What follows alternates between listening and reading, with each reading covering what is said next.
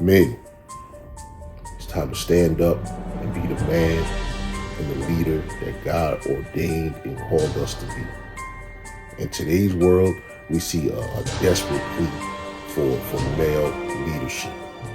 We need men who will step up and take responsibilities and stand firm on their faith. You know, men want to lead their families, want to lead their churches, want to lead their communities with courage and conviction. God designed it that way. God designed men to be leaders, but not by the world's definition of leadership. This isn't about authority. It's not about dominance. It's about service, sacrifice, and submission to God's will. The Bible is clear about men's role.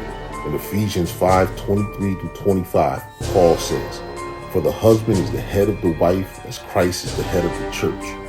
Husbands, love your wives just as Christ loved the church and gave himself up for her." Leadership starts with love. It means putting God first, laying down our lives for those we serve, and leading with humility.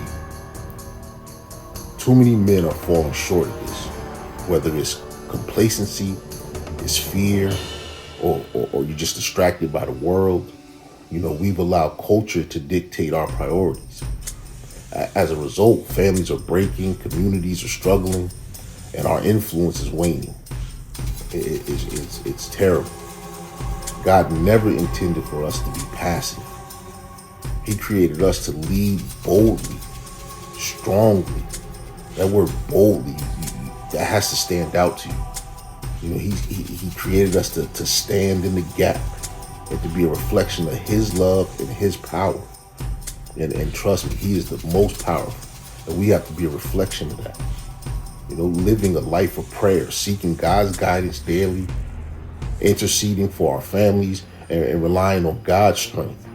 Knowing his word, we have to intentionally be in the scriptures. We got to intentionally be in communication with God, intentionally have a relationship with God.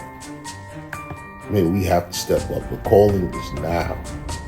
Like Christ, our leadership should be marked by service, not selfishness.